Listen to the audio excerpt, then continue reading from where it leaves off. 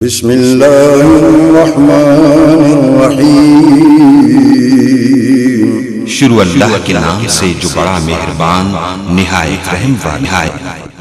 انشاءاللہ العزیز اب حضرت حافظ استاذ محترم شیخ الحدیث شیخ المشائخ حافظ مسعود عالم حفظہ اللہ کا خطاب شروع ہوا چاہتا ہے۔ تشریف لاتے ہیں استاد جی حضرت حافظ مسعود عالم حفظہ اللہ تعالی۔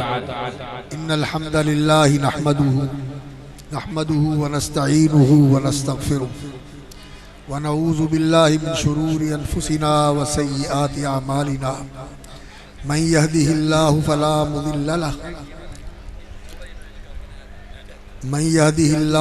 مضل له ومن يضلل فلا هادي له واشهد ان لا اله الا الله وحده لا شريك له واشهد ان محمدا عبده ورسوله۔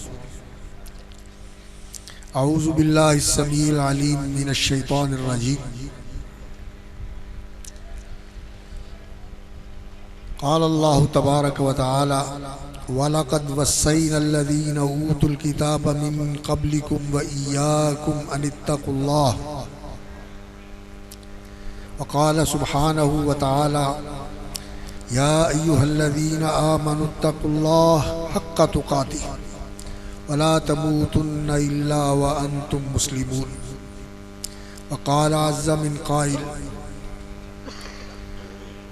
يَا أَيُّهَا الَّذِينَ آمَنُوا اتَّقُوا اللَّهَ وَقُولُوا قَوْلًا سَدِيدًا يُصْلِحْ لَكُمْ أَعْمَالَكُمْ وَيَغْفِرْ لَكُمْ ذُنُوبَكُمْ وَمَن يُطِعِ اللَّهَ وَرَسُولَهُ فَقَدْ فَازَ فَوْزًا عَظِيمًا۔ فضیلت مآب علماء کرام، اساتذہ، دعات، مبلغین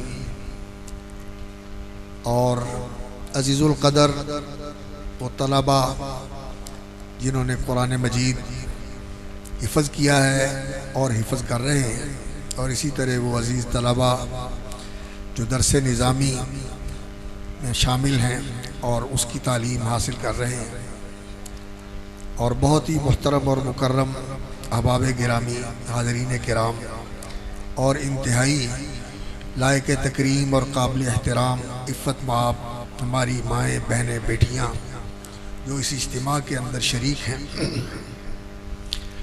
آپ لوگ ماشاءاللہ ایک لمبے وقت سے اس اجتماع کے اندر شریک ہیں۔ یہ ایک دینی اجتماع ہے جہاں قرآن مجید پڑھا جا رہا ہے، اس کے بارے میں آپ کو بتایا جا رہا ہے، رسول اکرم صلی اللہ علیہ وسلم کی احادیث سنائی جا رہی ہے، تو خاموشی اختیار کریں۔ قرآن کا ادب ہوتا ہے، علم کی مجلس کا ادب ہوتا ہے، تو انسان کو یہاں مؤدب ہو کے بیٹھنا چاہیے۔ جو عزیز ادھر ادھر باتیں کر رہے ہیں خاموش ہو جائیں، اطمینان کے ساتھ تشریف رکھیں۔ آپ وہ لوگ ہیں جو اس مجلس میں بیٹھے ہوئے ہیں، اور اللہ رب العزت اپنے درباری فرشتوں میں یہاں بیٹھنے والوں کا ذکر کر کے فخر کرتے ہیں کہ دیکھو میرے بندے میرے پیغام کو سننے کے لیے، میرا ذکر سننے کے لیے، میرے دین کی تعلیمات کو جاننے اور سیکھنے کے لیے بیٹھے ہوئے ہیں۔ اور جو فرشتے اللہ رب العزت کے اس دنیا کے اندر، ان کی ذمہ داری یہ ہے کہ وہ ذکر کی، نصیحت کی، دین کی، قرآن اور حدیث کی مجالس کو تلاش کرتے ہیں، اور جہاں کہیں یہ مجلس انہیں ملتی ہے تو وہ دوسرے فرشتوں کو بھی بلا لیتے ہیں، اور پھر وہ اس پوری مجلس کو، وہ حضرات ہوں یا خواتین ہوں، ان کی مجلسوں کو گھیر لیتے ہیں، اور ان کے پرے ایک کے اوپر دوسرا اور دوسرے کے اوپر تیسرا، اس طرح پرے کے اوپر پرے لگتے جاتے ہیں، آسمان کی بلندیوں تک پہنچ جاتے ہیں، اور وہ ان کے لیے دعا کرتے ہیں بیٹھنے والوں کے لیے۔ اور جب اللہ رب العزت کے پاس اس کی رپورٹ پیش کرتے ہیں تو اللہ رب العزت پوچھتے ہیں کہ یہ کیا چاہتے ہیں۔ آپ لوگ بھی اپنے دل میں سوچیں کہ آپ کیا چاہتے ہیں۔ آپ اللہ رب العزت کی رضا چاہتے ہیں، اللہ رب العزت کی مغفرت چاہتے ہیں، اللہ سے جنت کا سوال کرتے ہیں اور جہنم سے بچنا چاہتے ہیں۔ فرشتے یہی کہتے ہیں کہ یا اللہ یہ تیری رضا کے اور تیری جنت کے طلبگار ہیں، اور تیرے غضب سے پناہ مانگتے ہیں اور جہنم سے بچنا چاہتے ہیں۔ تو تیرا ذکر کر رہے ہیں، سبحان اللہ پڑھتے ہیں، الحمدللہ پڑھتے ہیں، اللہ رب العزت کی حمد و ثنا کرتے ہیں، تو اللہ رب العزت فرماتے ہیں کہ انہوں نے مجھے دیکھا ہے؟ تو فرشتے کہتے ہیں اللہ آپ کو تو نہیں دیکھا۔ اللہ تعالیٰ فرماتے ہیں کہ اگر مجھے دیکھ لے تو پھر، تو فرشتے کہتے ہیں تو پھر تو اور زیادہ تیری تعریف کریں، اور زیادہ تیری حمد و ثنا کریں، اور زیادہ تیری بڑائی بیان کریں۔ سارے سبحان پڑھ لیں، سارے الحمدللہ پڑھ لیں، سارے اللہ اکبر پڑھ لیں، خواتین بھی پڑھ لیں اللہ اکبر، تو تیرا اور زیادہ ذکر کریں۔ تو اللہ رب العزت پوچھتے ہیں یہ چاہتے کیا ہے؟ یا اللہ تیری جنت کے طلبگار ہیں۔ اللہ رب العزت فرماتے ہیں گواہ رہنا میں نے ان سب کو جنت دے دی۔ اور فرشتے کہتے ہیں یا اللہ جہنم سے پناہ مانگتے ہیں، تیری پناہ میں آنا چاہتے ہیں کہ جہنم سے بچا لے۔ اللہ فرماتے ہیں میں نے انہیں جہنم سے آزاد کر دیا۔ اللہ اکبر۔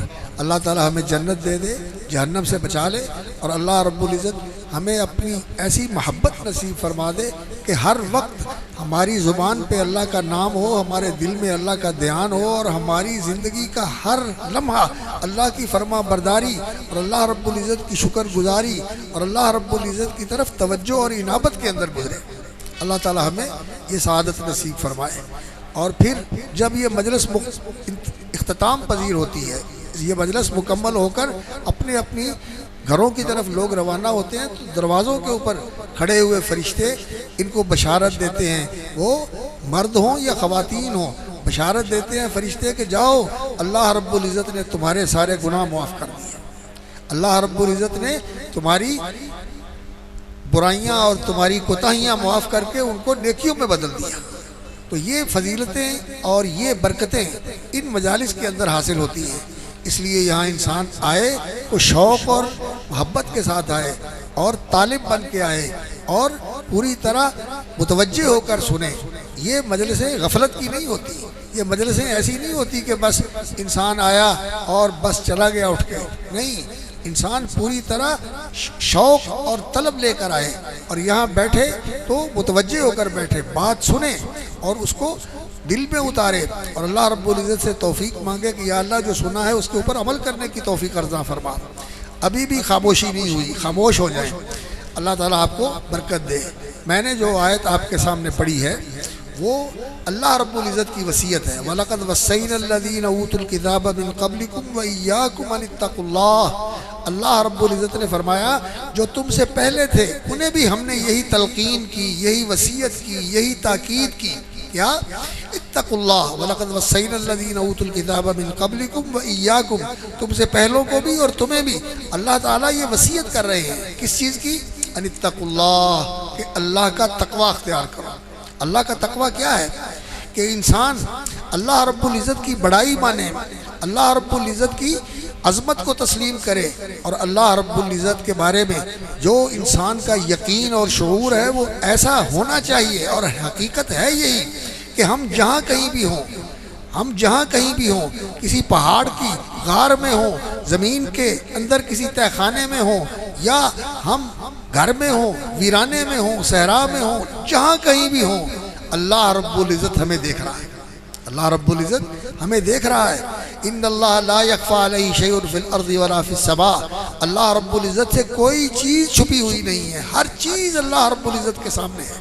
عالم الغیب والشہادہ، جو غائب ہے اسے بھی وہ جانتا ہے، اور جو ظاہر ہے اسے بھی وہ جانتا ہے، اور اللہ رب العزت ہمارے ساتھ ہوتے ہیں جہاں بھی ہم ہوتے ہیں، اپنے علم کے ساتھ، اپنی قدرت کے ساتھ، اپنی قوتوں کے ساتھ اللہ رب العزت ہمارے اوپر پوری طرح کنٹرول رکھتے ہیں، جیسا کہ اللہ جل شانہ نے فرمایا اللہ اکبر ما یکون من نجوی ثلاثۃ الا هو رابعهم، تین لوگ آپس میں بیٹھ کے بات کرتے ہیں تو وہاں اللہ چوتھے ہوتے ہیں، ولا من با یکون من نجوی ثلاثۃ الا هو رابعهم ولا خمسۃ الا هو سادسهم، اگر پانچ لوگ بیٹھ کے بات کرتے ہیں تو وہاں چھٹے اللہ رب العزت ہوتے ہیں، ولا یکون وما یکون من نجوی ثلاثۃ الا هو رابعهم ولا خمسۃ الا هو سادسهم ولا ادنی من ذلك ولا اکثر، نہ اس سے کم نہ اس سے زیادہ، جہاں کہیں بھی ہوتے ہیں انسان اللہ رب العزت ان کے ساتھ ہوتے ہیں۔ تو یہ شعور انسان کے اندر اس طرح راسخ ہو جائے، اور یہ یقین انسان کے اندر اس طرح اتر جائے کہ انسان ہر وقت یہ سمجھے کہ اللہ رب العزت اپنے اپنی قدرت کاملہ کے ساتھ، اپنی قوت قاہرہ کے ساتھ، اور اللہ رب العزت اپنے علم محیط کے ساتھ، اور اللہ رب العزت اپنی اس بصیرت کے ساتھ، السمیع البصیر، اللہ رب العزت سنتے ہیں اور دیکھتے ہیں، اللہ رب العزت مجھے دیکھ رہے ہیں، تو پھر انسان اللہ کی نافرمانی نہ کرے، اللہ رب العزت سے ڈرتا رہے، اللہ رب العزت کی فرما برداری کرے، اس کا نام تقویٰ ہے۔ اور یہ تقویٰ ایسی چیز ہے کہ اللہ رب العزت نے اس کے اندر دونوں جہان کی کامیابی رکھی ہوئی ہے۔ اللہ رب العزت نے سورۃ الطلاق کے اندر یہ حقیقت بیان فرمائی، اللہ جل شانہ نے فرمایا وَمَن يَتَّقِ اللَّهَ يَجْعَل لَّهُ مَخْرَجًا، جو اللہ سے ڈرتا ہے، اللہ کا تقویٰ اختیار کرتا ہے، اللہ سے ڈر کے زندگی گزارتا ہے، اس کی فرما برداری کرتا ہے، اس کی نافرمانی سے بچتا ہے، اور جو شریعت کے احکام ہیں ان کو بجا لاتا ہے، جن چیزوں سے شریعت نے روکا ہے ان سے باز رہتا ہے، یجعل لہ مخرجا، کوئی بھی مشکل ہو، کوئی بھی تنگی ہو، کہیں کسی مصیبت میں ہو، اللہ تعالیٰ وہاں سے نکلنے کا راستہ بنا دیتے ہیں، یجعل لہ مخرجا ویرزقہ من حیث لا یحتسب، اور اللہ رب العزت وہاں سے رزق دیتے ہیں جہاں سے انسان کو توقع اور امید بھی نہیں ہوتی، یرزقہ من حیث لا یحتسب ومن یتوکل علی اللہ فہو حسبہ، اور جو اللہ پر بھروسہ کرتا ہے اللہ اس کے لیے کافی ہو جاتا ہے۔ اور اسی سیاق کے اندر اللہ رب العزت نے فرمایا وَمَن يَتَّقِ اللَّهَ يَجْعَل لَّهُ مِنْ أَمْرِهِ يُسْرًا، اور جو اللہ رب العزت کا تقویٰ اختیار کرتا ہے اللہ رب العزت اس کے لیے سارے کاموں میں آسانی بنا دیتا ہے، آسانی پیدا کر دیتا ہے، يَجْعَل لَّهُ مِنْ أَمْرِهِ يُسْرًا۔ اور فرمایا وَمَن يَتَّقِ اللَّهَ يُكَفِّرْ عَنْهُ سَيِّئَاتِهِ، جو اللہ سے ڈرتا ہے اللہ اس کے گناہ معاف فرما دیتی ہے، وَيُعْظِمْ لَهُ أَجْرًا، اور اللہ رب العزت اس کو بہت بڑے اجر و ثواب کے ساتھ نوازتے ہیں۔ تو میرے بھائیوں اور میرے عزیزوں، میری ماں اور میری بہنوں بیٹیوں، زندگی کے اندر اللہ رب العزت کا تقویٰ اختیار کرنا چاہیے۔ یہ اللہ رب العزت نے قرآن مجید میں بار بار فرمایا ہے، بار بار اس کی تاکید فرمائی ہے، اور رسول اکرم صلی اللہ علیہ وسلم کے ہر خطبے کے اندر، یہ خطبہ جو ہمارے علماء کرام پڑھتے ہیں، اس میں جو رسول اکرم صلی اللہ علیہ وسلم اہتمام کرتے تھے تقوی کی آیات آپ صلی اللہ علیہ وسلم کے ہر خطبے کا حصہ ہوتی ہے۔ کس لیے؟ کہ یہ انسان کی ایسی تعلیم ہے، ایسی تربیت ہے کہ ہر وقت انسان کو اس تقوی کو اختیار کرنا چاہیے اور اس تقوی کا پیکر بننا چاہیے۔ رسول اکرم صلی اللہ علیہ وسلم نے اپنے ایک صحابی سے بھی یہی وصیت فرمائی تھی، اتق اللہ حیث ما کنت، جہاں بھی ہو، خلوت میں ہو، جلوت میں ہو، کسی اکیلے پن میں ہو، پبلک میں ہو، بالکل ایسی جگہ پہ ہو جہاں اور کوئی نہیں ہے، یا لوگوں کے اندر ہو، جہاں کہیں بھی ہو، اتق اللہ حیث ما کنت، جہاں بھی ہو اللہ سے ڈرتے رہو۔ کیوں؟ اس لیے کہ تم اللہ سے بھاگے ہوئے نہیں ہو، اللہ تعالیٰ تم سے غافل نہیں ہے، تم اللہ رب العزت کے قبضے سے باہر نہیں ہو، جہاں چاہے اللہ رب العزت تمہارے جسم کے نظام کو فوراً روک دے، دھڑکتا ہوا دل بند ہو جائے، یہ دوڑتا ہوا خون منجمد ہو جائے، اور یہ حرکت کرنے والے اعصاب بالکل مفلوج ہو جائیں۔ ایسا ہوتا ہے، دیکھتے ہیں ہم دنیا کے اندر، بالکل بھلا چنگا آدمی ہوتا ہے اور شریان پڑتی ہے، سارا جسم کا نظام معطل ہو جاتا ہے۔ اللہ اکبر۔ اس لیے انسان کو اللہ کی پکڑ سے ڈرتے رہنا چاہیے اور اللہ کی فرما برداری کرنی چاہیے، اللہ کی نافرمانی سے بچنا چاہیے۔ آج ہماری زندگی کے اندر فرما برداری گھٹ گئی اور نافرمانیاں بڑھ گئی، اللہ کی یاد کم ہو گئی اور اللہ سے غفلت بڑھ گئی، اس لیے آج پریشانیاں ہیں۔ اور اگر ہم اللہ رب العزت کے اوپر یقین اور ایمان پیدا کریں اپنے اوپر کہ وہ میرا مالک ہے، وہ میرا منعم ہے، میرا محسن ہے، میرا کارساز ہے، میرا مددگار ہے، وہ غنی ہے، نوازنے والا، اور میں فقیر اور محتاج ہوں، اس کے سوا میرے لیے کوئی پناہ کی جگہ نہیں، میرے لیے کوئی سہارا نہیں، اس طرح انسان کا ایمان اور یقین ہو، اور پھر انسان اللہ کا فرما بردار بنے، اللہ کا شکر گزار بنے، اللہ کا وفادار بندہ بنے، تو پھر اللہ رب العزت اس کے لیے اس دنیا کے اندر بہت مہربانیاں فرماتے ہیں۔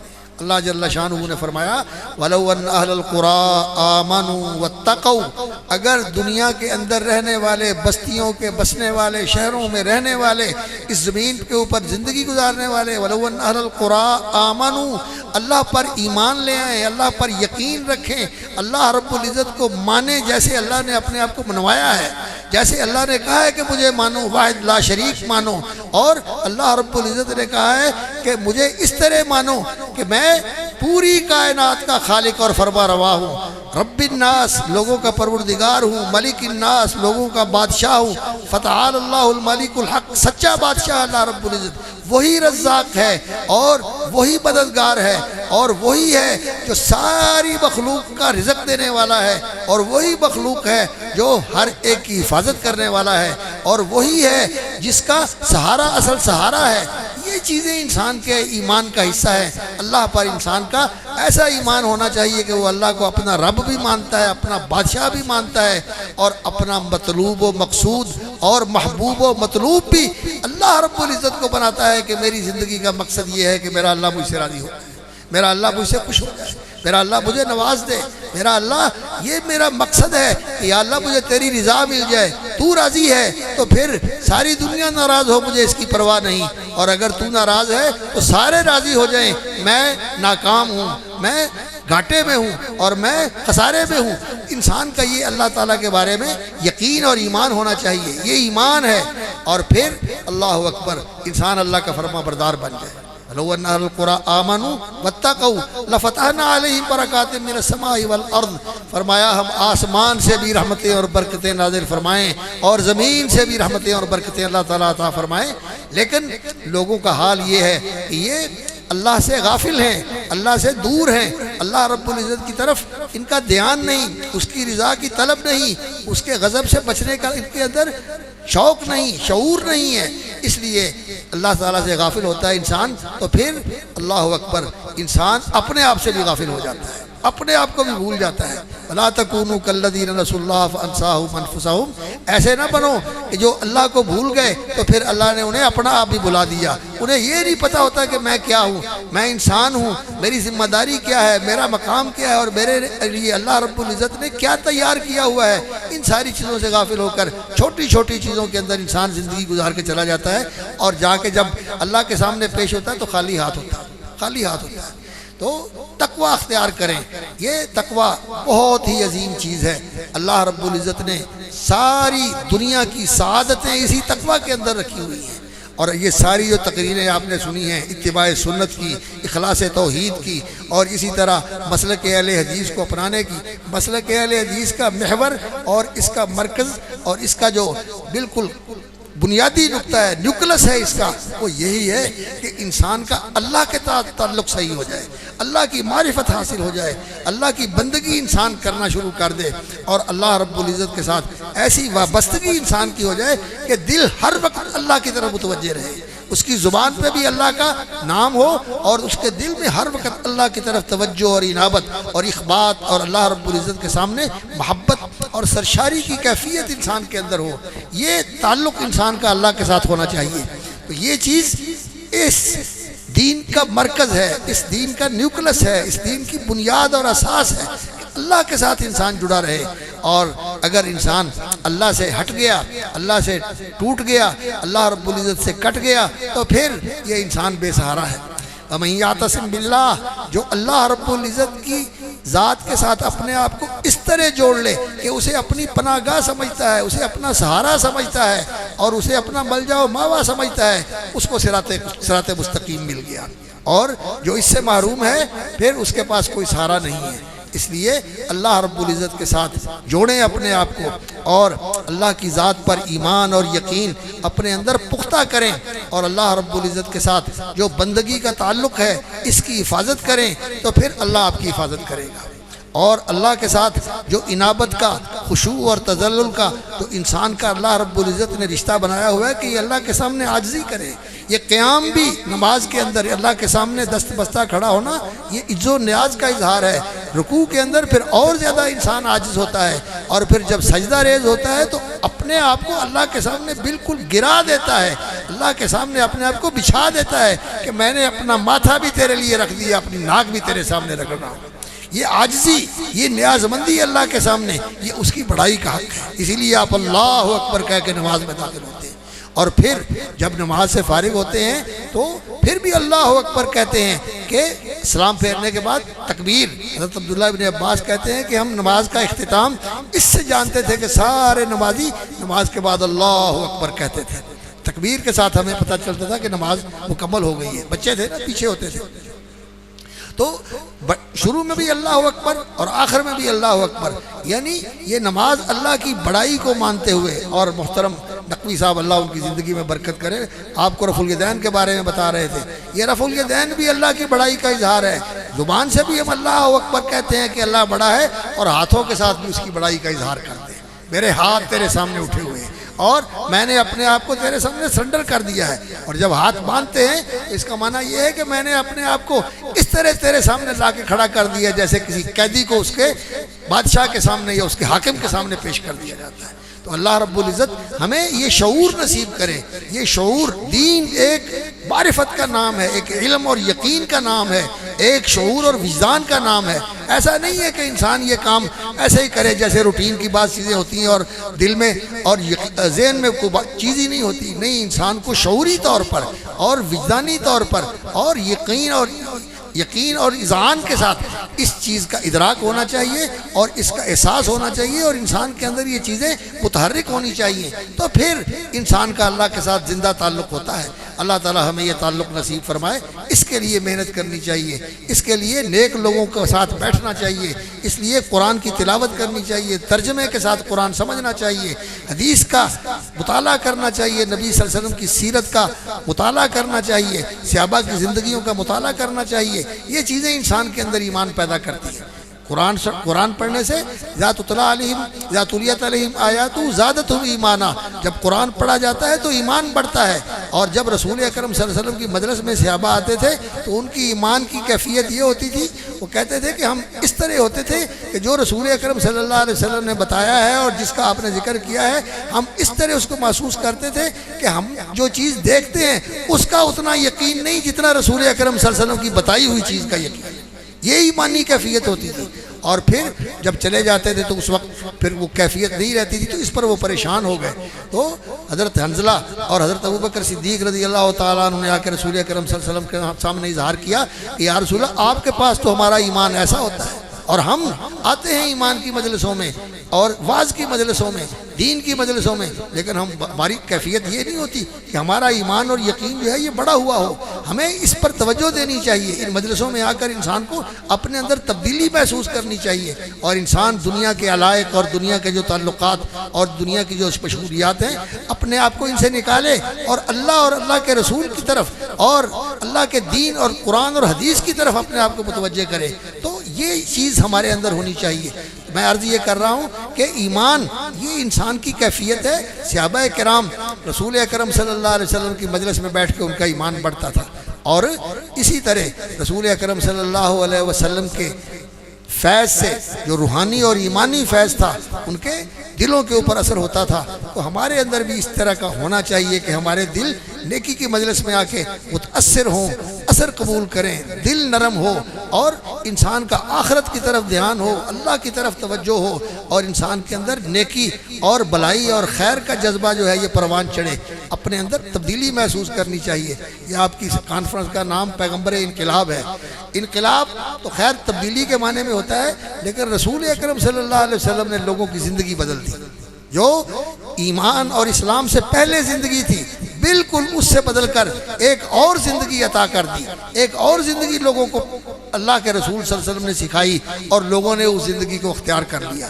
جیسا کہ ایک صحابی کے بارے میں آتا ہے کہ وہ کسی خاتون کے ساتھ ان کا کچھ پہلے زمانے میں جاہلیت کے زمانے میں دوستانہ تھا اور آنا جانا تھا، ملنا جلنا تھا.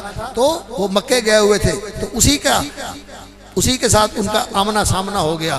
وہ آئی اور کہنے لگی تم فلاں ہو؟ تو انہوں نے کہا میں فلاں ہوں. تو کہنے لگی میں فلاں ہوں، آؤ آج مکہ ملا ہے، آؤ ایک رات ایسے گزارتے ہیں. تو وہ کہنے لگے میں تو مسلمان ہو گیا ہوں اور اسلام کے اندر زنا کو حرام کر دیا گیا ہے، غیر عورت کے پاس بیٹھنا اور اس کے ساتھ ملنا جلنا اس کی ممانعت کر دی گئی ہے. ان کی فوراً زندگی بدل جاتی تھی. اللہ اکبر. جو چیز پہلے ان کی گھٹی میں پڑی ہوئی تھی جب اللہ کا حکم آ گیا تو وہ فوراً چھوڑ دیتے تھے اسے. جیسا کہ حضرت انس رضی اللہ تعالیٰ عنہ کہتے ہیں کہ ہمارے گھر میں شراب کی مجلس لگی ہوئی تھی اور لوگ شراب پی رہے تھے تو میں ان کو شراب دے رہا تھا. جب مکے کے مدینہ منورہ کے اندر رسول اکرم صلی اللہ علیہ وسلم کے منادی نے یہ اعلان کیا کہ لوگو الا ان الخمر قد حرمت، شراب حرام کر دی گئی ہے، تو جس کے ہاتھ میں پیالہ تھا، جس کے منہ میں گھونٹ تھا اور جو انڈیل رہا تھا، سب نے وہیں، جس کے منہ میں ہے وہ حلق میں نہیں گئی، اس نے اگل دی، جس کے ہاتھ میں پیالہ تھا اس نے اٹھا دیا، اور جو سرائی سے ڈال رہا تھا اس نے وہیں چھوڑ دیا۔ کوئی پولیس نہیں، کوئی فورس نہیں، یہ ایمان تھا جس نے ان کو بدل دیا۔ یہ ایمان بدل دینے والی چیز ہے، یہ انسان کو بدل دیتی ہے۔ اور آپ یقین کریں کہ جب موسیٰ علیہ السلام کا مقابلہ کرنے والے جادوگر آئے تھے تو ان جادوگروں نے فرعون سے آ کر کہا تھا ہمیں کیا ملے گا؟ اس نے کہا میں تمہیں اپنے حاشیے میں اور اپنے وزیروں مشیروں میں شامل کر لوں گا۔ تو وہ کہنے لگے کہ ٹھیک ہے۔ موسیٰ علیہ السلام سے کہا کہ ہم ڈالیں یا آپ ڈالیں؟ موسیٰ علیہ السلام نے کہا آپ ڈالو۔ اور پھر انہوں نے بہت بڑا جادو کیا، لوگ حیران ہو گئے، اور انہوں نے اتنی رسیاں پھینکی کہ وہ سانپ بن کر، بچھو بن کر چلنی شروع ہو گئی۔ تو اللہ رب العزت نے فرمایا لا تخف موسیٰ، آپ نہیں ڈریں، انک انت الاعلیٰ، آپ کو اللہ تعالیٰ اونچا رکھے گا، آپ کو بلند و بالا رکھے گا۔ اور جب انہوں نے اپنی لاٹھی ڈالی فَإِذَا هِيَ تَلْقَفُ مَا يَأْفِكُونَ، تو اس نے سب کو نگل لیا، سب کو اس نے نگل لیا۔ اب جادوگروں کو پتہ چل گیا کہ یہ جادو نہیں ہے، یہ تو کوئی اور ہی چیز ہے۔ جادو تو صرف آنکھوں پر ہوتا ہے، نظر پر ہوتا ہے کہ انسان کو نظر کچھ آتا ہے، حقیقت کچھ نہیں ہوتی۔ تو جادوگر جو ہے وہ صرف نظر پہ اثر کرتا ہے اور انسان کی سوچ کے اوپر اثر کرتا ہے، کوئی چیز نہیں بدلتی، صرف لوگوں کو نظر غلط آتا ہے۔ تو وہ جو چاہتا ہے وہ لوگوں کو نظر آتا ہے۔ لیکن موسیٰ علیہ السلام نے جو لاٹھی ڈالی تو وہ تو حقیقتاً سانپ بن گئی اور اس نے ان سب کو نگل لیا۔ تو جادوگروں کو علم ہو گیا کہ موسیٰ علیہ السلام سچے ہیں، تو کہنے لگے آمنا برب ہارون و موسیٰ، ہم موسیٰ اور ہارون کے رب پر ایمان لے آئے، ایمان لائے، ایمان کا اعلان کیا۔ اور اب جب ایمان کا اعلان کیا تو امتحان شروع ہو گیا۔ امتحان کیا؟ فرعون کہتا ہے میرے بتانے سے پہلے، میری اجازت کے بغیر، میرے اذن کے بغیر تم ایمان لے آئے ہو، اب تمہیں پتہ چلے گا کہ میں تمہارے ساتھ کیا کرتا ہوں۔ وَلَتَعْلَمُنَّ أَيُّنَا أَشَدُّ عَذَابًا وَأَبْقَىٰ، اب جو تمہیں سزائیں دوں گا، اب میں جو تمہیں تکلیفیں پہنچاؤں گا، اب تمہیں اندازہ ہو جائے گا کہ تم کیسے ایمان لائے ہو۔ یہ تمہارا استاد ہے اور تم اس کے شاگرد ہو، تم نے میرے خلاف یہ سازش کی ہے اور میری حکومت کو ختم کرنے کے لیے تم نے یہ ایک سوانگ رچایا ہے۔ تو وہ کہنے لگے انا آمنا بربنا، ہم اللہ پر ایمان لے آئے ہیں، یغفر لنا خطایانا، اللہ ہمارے گناہ معاف کر دے، اور تو جو دھمکیاں دے رہا ہے کہ تو ہمیں سولی چڑھا دے گا اور تو ہمیں مار دے گا، مار دے تو فقضی ما انت قاض انما تقضی هذه الحیات الدنیا، تو یہ صرف دنیا کی زندگی ختم کر سکتا ہے، کر دے یہ زندگی ختم، ہم اللہ کے اوپر ایمان لائے اور ہم اس کے حضور جانے والے ہیں۔ یعنی اتنی استقامت اور اتنا اللہ اکبر عزم اور حوصلہ اور اس قدر ان کے اندر دین کے اوپر ڈٹ جانے کا جذبہ اللہ رب العزت نے پیدا کر دیا۔ ابھی ایک لمحہ پہلے وہ کافر تھے اور ایمان لائے تو ان کے اندر یہ تبدیلی آ گئی، اور ہم لوگ بھی ایمان کا دعویٰ کرتے ہیں لیکن ہماری زندگی نہیں بدلتی۔ ہماری زندگی کے اندر جو کمیاں ہیں، جو کمزوریاں ہیں، جھوٹ بولتا ہے وہ جھوٹ بولتا رہتا ہے، جو بددیانتی کرتا ہے وہ بددیانتی کرتا رہتا ہے، جو دوسروں کا حق کھاتا ہے، دوسروں کا حق مارتا ہے وہ اسی میں لگا رہتا ہے۔ کسی نے یتیموں کا مارا ہوا ہے، کسی نے بیٹیوں کا مارا ہوا ہے، کسی نے بہنوں کا مارا ہوا ہے، کسی نے بھائیوں کا مارا ہوا ہے، اور کوئی ماں باپ کے ساتھ زیادتی کرتا ہے، ان کی نافرمانی کرتا ہے، انہیں دکھی کرتا ہے، کوئی تبدیلی نہیں آتی۔ یہ ایمان کی بڑی کمزوری ہے۔ ایمان انسان کی زندگی کو بدل دیتا ہے اور تقویٰ انسان کی زندگی کو ایسا سیدھا کر دیتا ہے، اللہ اکبر، کہ انسان بالکل اس طرح تیر کی طرح سیدھا ہو جاتا ہے انسان، اور انسان کو پھر ایسے راستے پر لگا دیتا ہے کہ انسان سیدھا اللہ تک پہنچ جاتا ہے، اللہ کے ساتھ جڑ جاتا ہے اور اللہ رب العزت اسے اپنے بندوں میں شامل کر لیتا ہے۔ جیسا کہ اللہ رب العزت نے فرمایا الا ان اولیاء اللہ لا خوف علیہم ولا هم یحزنون، جو اللہ کے دوست ہیں، جو اللہ کے ساتھ محبت کرنے والے ہیں، اللہ کے ساتھ پیار کرنے والے ہیں، لا خوف علیہم ولا هم یحزنون، نہ انہیں کوئی مستقبل کا خوف اور اندیشہ ہے اور نہ ہی ماضی کا کوئی ان کو پچھتاوا اور غم ہے۔ کون ہے وہ؟ الذین آمنوا وکانوا یتقون، جو ایمان والے ہیں اور تقوی شعار ہیں۔ لہم البشریٰ فی الحیات الدنیا و فی الآخرہ، ان کے لیے بشارت ہے، ان کے لیے خوشخبری ہے، ان کے لیے اللہ تعالیٰ کی طرف سے یہ مجدہ ہے۔ کیا؟ لہم البشریٰ فی الحیات الدنیا، کہ تمہاری دنیا کی زندگی بھی اللہ بہتر کر دے گا، اللہ تمہاری زندگی بھی سعادت والی بنا دے گا، فوز و فلاح والی بنا دے گا، وفی الآخرہ، اور آخرت میں بھی اللہ تعالیٰ تمہیں اس تقوی کے ساتھ جنت دے دے گا۔ ان المتقین فی جنات النعیم ان المتقین فی ظلال وعیون اعدت للمتقین، یہ جنت تیار ہی متقین کے لیے کی گئی ہے، اور یہ متقین جنت کے اندر جائیں گے، اللہ رب العزت جنت کے اندر ان متقین کو لے کے جائیں گے، اور جو متقی ہے اللہ رب العزت نے اس کے لیے جنت تیار کی ہوئی ہے۔ تو یہ تقویٰ جو ہے یہ ہماری زندگی کا چلن ہونا چاہیے، یہ ہماری زندگی کا رویہ ہونا چاہیے، اس کے مطابق ہم زندگی گزاریں، اللہ سے ڈرتے ہوئے اور اس سے محبت کرتے ہوئے، اس کے سامنے عاجزی کرتے ہوئے اور اس کا نام لیتے ہوئے، اور دل میں اس کا پیار، اس کی عظمت اور اس کی بڑائی اور اس کی کبریائی، اس کو ہر وقت دل کے اندر اتارتے ہوئے اور اس کو محسوس کرتے ہوئے، اس کا وجدان اور ادراک کرتے ہوئے ہم زندگی گزاریں، تو پھر انشاءاللہ العزیز کامیابیاں ہیں۔ اور اللہ رب العزت ایسے لوگوں کی مدد کرتا ہے۔ اللہ تعالیٰ کہتا ہے ان اللہ لمع المتقین، جو تقوی شعار ہے اللہ ان کے ساتھ ہوتا ہے۔ آج اگر ہم بے یار و مددگار ہیں اور دنیا کے اندر پستیوں کی طرف جا رہے ہیں، زوال کی طرف جا رہے ہیں، محرومیوں کی طرف جا رہے ہیں، تو اس کی وجہ یہ ہے کہ آج ہماری زندگی میں تقوی نہیں رہا۔ تقوی اختیار کریں، اتقوا اللہ وقولوا قولا سدیدا، اور سچی بات کریں، جھوٹ چھوڑ دیں۔ اللہ تعالیٰ کہتے ہیں اتقوا اللہ وقولوا قولا سدیدا یصلح لکم اعمالکم، اللہ تمہارے سارے کام سنوار دے گا، یصلح لکم اعمالکم ویغفر لکم ذنوبکم، اور تمہارے گناہ بھی اللہ معاف کر دے گا۔ ومن یطع اللہ ورسولہ، جو اللہ اور اس کے رسول کی اطاعت کرے، اس کی فرما برداری میں زندگی گزارے، وہ انشاءاللہ العزیز کامیاب ہے۔ اللہ رب العزت سے ہم دعا کرتے ہیں کہ اللہ رب العزت ہمیں تقوی شعار بنا دے اور اپنا فرما بردار بنا لے، اپنا شکر گزار اور اپنا وفادار بندہ بنا لے۔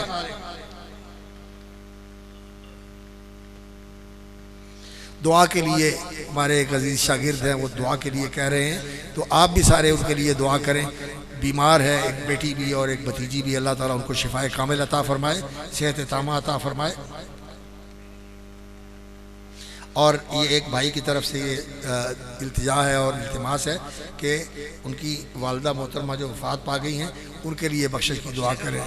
اللہ تعالیٰ جتنے ہمارے عزیز دوست، ماں باپ، ساتھی، رفقا جو آج ہم میں نہیں ہیں، چلے گئے ہیں، اللہم اغفر لنا ولوالدینا وللمؤمنین والمؤمنات والمسلمین والمسلمات الاحیاء منہم والاموات۔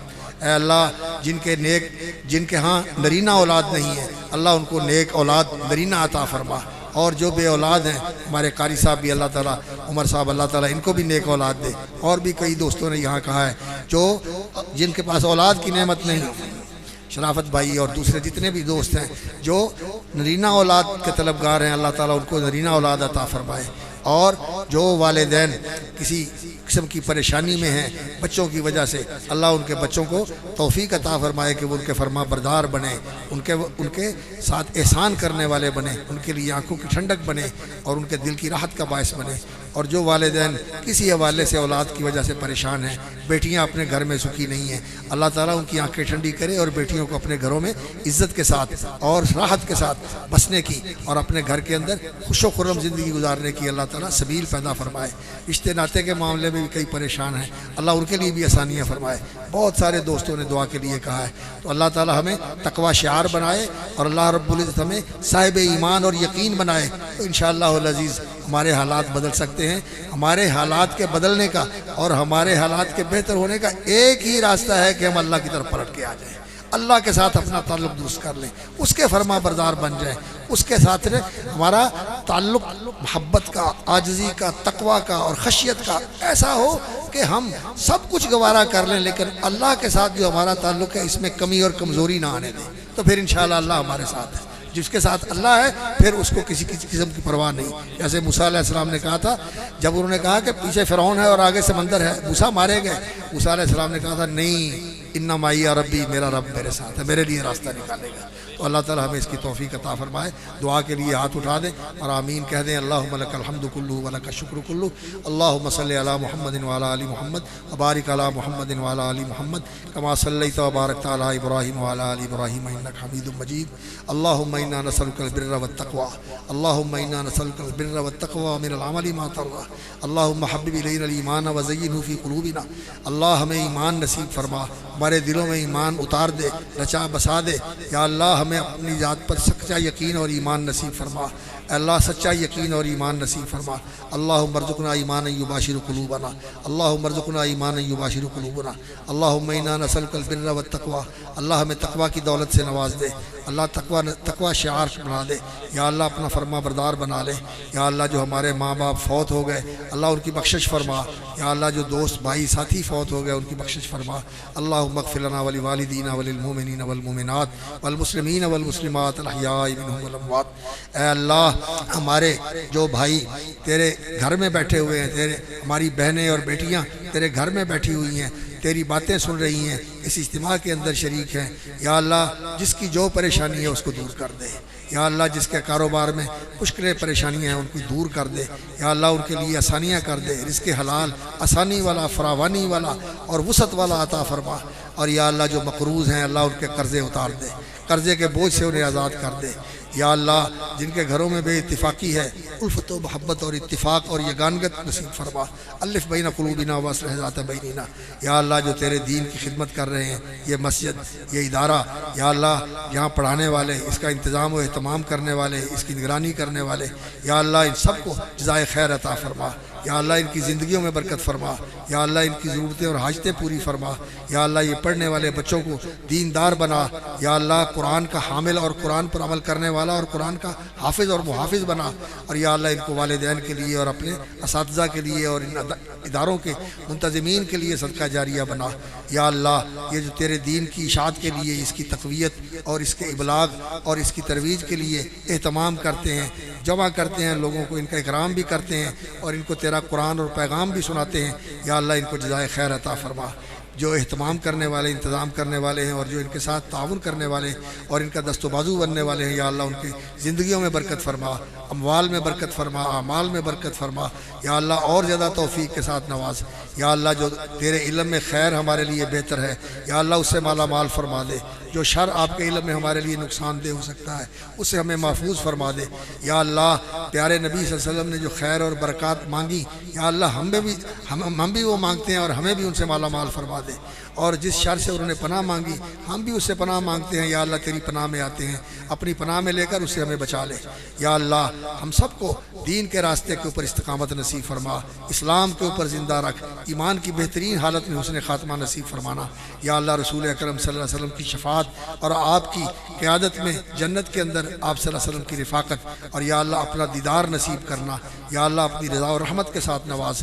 یا اللہ ہمارے سارے کاموں کے اندر ہماری مدد فرما۔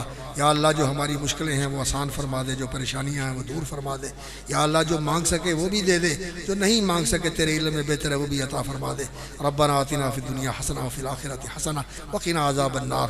یا اللہ جو رسول اللہ صلی اللہ علیہ وسلم نے فرمایا ہے کہ جب یہاں سے اجتماع سے اٹھ کر جاتے ہیں تو فرشتے ان کو بشارت دیتے ہیں کہ تمہارے گناہ بخش دیے گئے۔ یا اللہ ہمارے گناہ بخش دینا، یا اللہ ہمارے گناہوں کو نیکیوں میں بدل دینا۔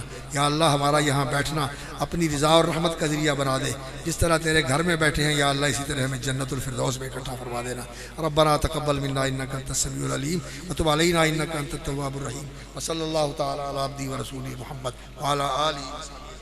میں ملتمس ہوں ہمارے اسی ادارہ کے ہادہ کے ننھے سے طالب علم محترم جناب عبداللہ احسان کو وہ آئیں اور آپ احباب سے گفتگو فرمائیں۔ الحمد لله وحده والصلاة والسلام على من لا نبي بعده أما بعد فأعوذ بالله من الشيطان الرجيم بسم الله الرحمن الرحيم يرفع الله الذين آمنوا منكم والذين أوتوا العلم درجات والله بما تعملون خبير. رئيس الحفلة، أساتذتي الكرام، ضيوفنا العظام وإخواني في الله، أريد أن أخطب أمامكم في هذا البرنامج السنوي خطبة مختصرة حول موضوع أهمية العلم وفضله. إخواني في الله، إن العلم له فضل كبير وأهمية عظيمة في حياة كل إنسان، وهو نور يستضيء به في أموره الدينية والدنيوية، وهو كالروح في حياته يحتاج إليه الإنسان لمعرفة ربه ورسوله ودينه، وهو لا يكل أهمية عن الطعام والشراب لأن الطعام غذاء لأجسادنا لكن العلم غذاء لأرواحنا والجسم لا يستغني عن الغذاء إن فرطت في العقل ستهلك وإن فرطت في العلم ستموت وإن كنت حيا لأن الجاهل ميت في الحقيقة وبالعلم يسلوه حال الأفراد والمجتمعات وبه تتقدم الأمم وتتقبع على غيرها لذا اهتم ديننا الحنيف بالعلم أعظم اهتمام يقول الله عز وجل في أول ما نزل اقرأ باسم ربك الذي خلق خلق الإنسان من علق اقرأ وربك الأكرم الذي علم بالقلم علم الإنسان ما لم يعلم إخواني في الله نظرا إلى أهمية العلم وفضله وضرورة الإنسان إليه أوجب الإسلام طلب العلم على كل مسلم فقال رسول الله صلى الله عليه وسلم طلب العلم فريضة على كل مسلم رواه ابن ماجه وصححه الباني طلب الله من النبي صلى الله عليه وسلم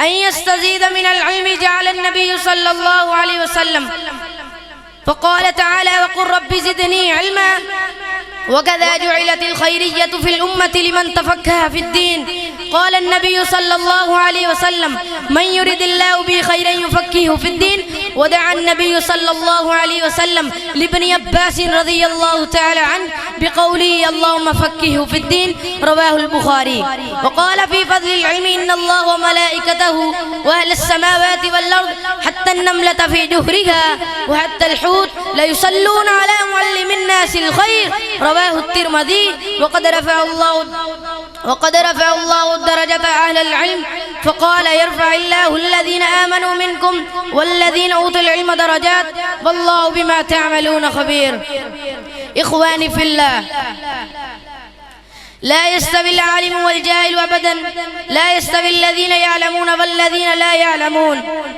العلم قبل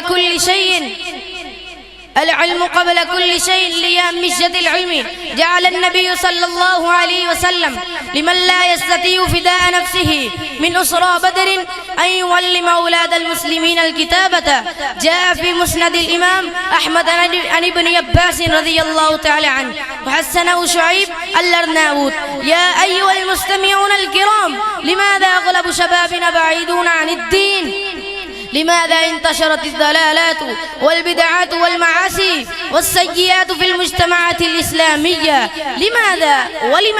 ولماذا أسئلة لا تنتهي سببه قلة العلم وكثرة الجهل فإن العلم يقرب إلى ربي ويباعد عن المعاصي ويزيد شرفا وفضلا وفي الختام أدعو الله عز وجل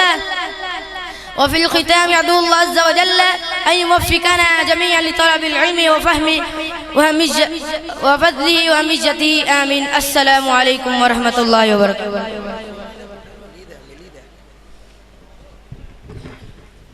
ماشاءاللہ ہمارے پاس 8 طالب علم ہیں کوئی بندہ کل آنا چاہتا ہے پرسوں آنا چاہتا ہے چوتھ آنا پائے جی تسی ضرور آؤ ہمارے بچوں کو 100 حدیث زبانی یاد کروائی گئی ہے ابھی چند ماہ ہوئے ہیں ہم نے ادارے کا آغاز کیا ہے شیخ مفتی ابو بکر المحسن صاحب ماشاءاللہ محنت کر رہے ہیں انتظامیہ ساتھ دے رہی ہے تو الحمدللہ آپ بھی اپنے بچوں کو اس ادارہ میں ضرور داخل کروائے میں ہماری مسجد کے خطیب مولانا ارسلان نصیر حفظہ اللہ میں ان سے بھی ملتمس ہوں اسی طرح ساہیوال سے تشریف لائے ہوئے قاری محمد حسین ثاقب صاحب وہ بھی آگے تشریف لے آئیں محترم جناب عبداللہ بھائی محمد جوید صاحب قاری عبد الرحیم صاحب اور جناب صابر صاحب حاجی مشتاق صاحب کوئی اگر موجود ہیں تو یہ بھی اسٹیج پہ آئیں بچوں کو جنہوں نے حفظ کیا ہے ان کو انشاءاللہ اسناد دی جائے گی اتنی دیر میں کھانا تقسیم ہو جائے گا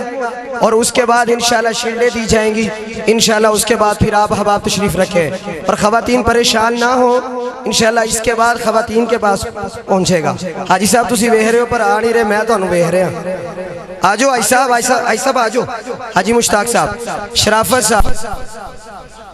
صاحب موجود نے تے آجاؤ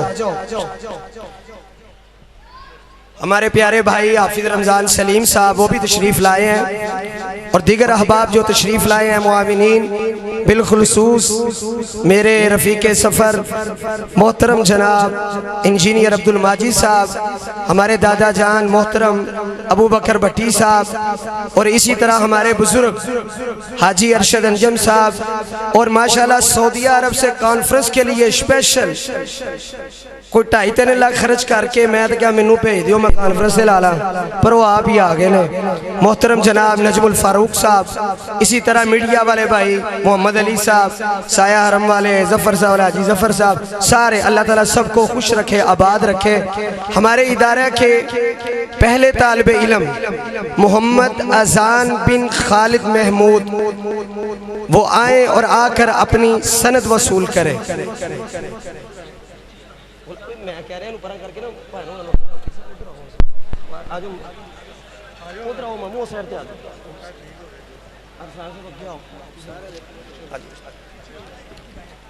اس کے بعد ہمارے اسی ادارہ کے طالب علم حافظ حسن بن محمد صدیق المعروف شاہد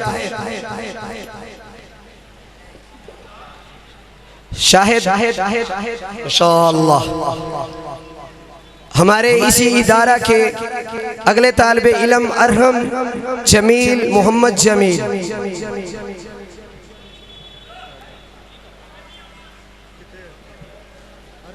ارحم آؤ بیٹا امین جگہ دے، محمد حسنین بن حاجی محمد حبیب، محمد سعد بن نسیم اعجاز، یہ بھی آئے اور آ کے اپنی سند وصول کرے۔ فضیلت الشیخ حافظ مسعود عالم حفظہ اللہ سے جن بچوں کی اسناد ہیں وہ آگے تشریف لے آئے۔ محترم جناب احمد آصف بن محمد آصف، جی عبداللہ بن احسان الہی، جس نے عربی میں تقریر کیا ہے، حفظ بھی ماشاءاللہ اسی بچے نے اسی ادارے سے کیا ہے۔ اگر کسی کو تراویحوں کے لیے کوئی بچے چاہیے ہو تو انشاءاللہ رابطہ کرنا۔ نعمان خان والمحمد خان بھائی، ماجی صاحب تسی لوگ کے بیٹھے ہو توڑے تھی میں ویزار لایا میں یا دے دیو تو یا رہا آئیو۔ احمد علی بن محمد عارف، احمد علی شاباش، اس بچے کے والد محترم وفات پا چکے ہیں، فوت ہوئے ہیں، دعا فرمائے اللہ اس بچے کو ان کے لیے صدقہ جاریہ بنائے۔ محمد احسن حبیب بن محمد حبیب، ماشاءاللہ محمد سفیان بن سید ثناء اللہ شاہ صاحب، ماشاءاللہ ماشاءاللہ ماشاءاللہ تبارک تشہد الجامعۃ بأن الطالب۔ محمد بلال بن محمد کاشف، ماشاءاللہ۔ ابراہیم ابھی نے کہا لے آؤ یار شیلڈ لے آؤ، ادھر پڑھا دو، شیخ صاحب پڑھا دو، ماشاءاللہ۔ میں انجینئر عبدالعوے روٹی مل جائے گی وات ہوئے تو اسے اینج لڑ دے پہ بیٹھو بیٹھو۔ محترم جناب پیکر اخلاص محب العلماء انجینئر عبدالماجد پاک کرب انسامیہ کانفرنس، انجینئر صاحب آئیں اور اپنی شیلڈ بس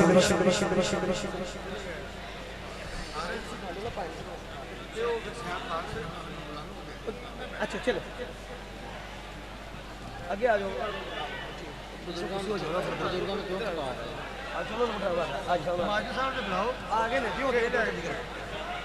تھوڑے جے اگے ہو جاؤ نا وہی کہہ رہے ہیں اگے لے آؤ اگلے۔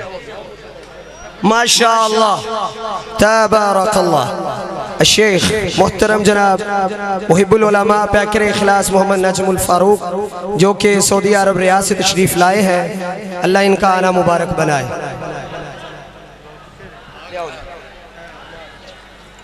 قرمان کو آئے انہوں سیڈ تے قرآن نہیں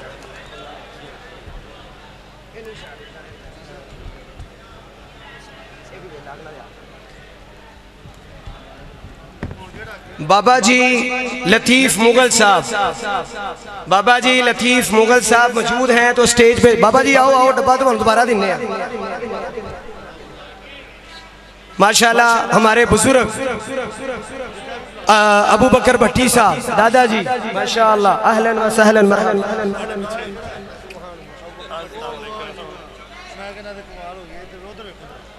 چودھری بشارت علی صاحب سی ای او اتفاق پاک عرب، یہ بھی نہیں آئے.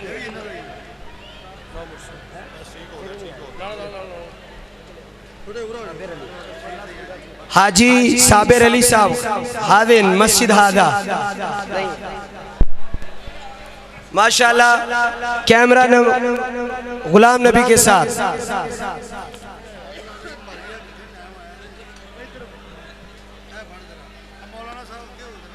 ماشاءاللہ ہمارے ادارہ کے مدرس قاری کلیم اللہ محمدی صاحب،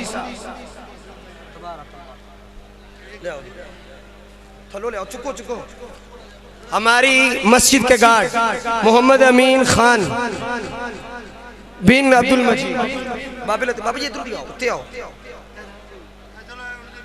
ماشاءاللہ محمد آذان خالد مقبو،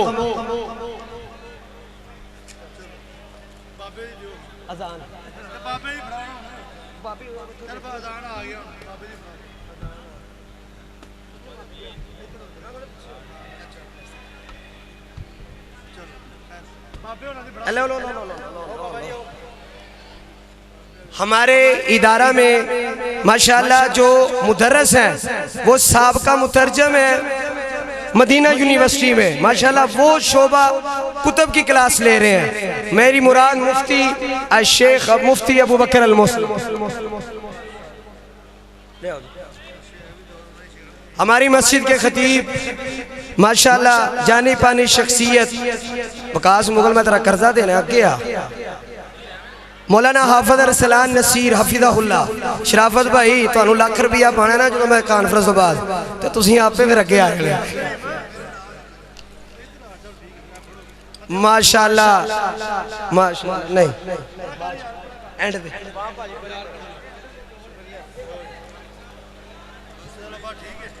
ہماری مدرس قاری عبد الرحمن صاحب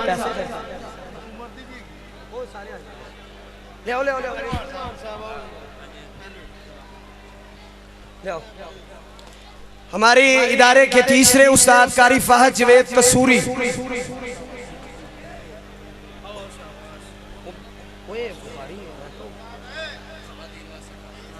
ماشاءاللہ پٹی صاحب آسا پٹی صاحب.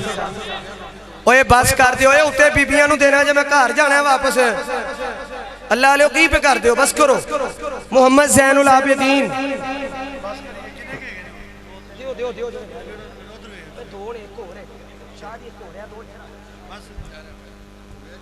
عمران بھائی ماشاءاللہ واحد بندہ ہے جنہوں 2 شیلڈاں مل رہی ہیں، اللہ جانے نے کوئی انتظامیہ نہ سڑی. فہیم شاہ بخاری صاحب ماشاءاللہ 2 شیلڈاں 5,000 دی. اچھا چلو چاہیے 2 توڑی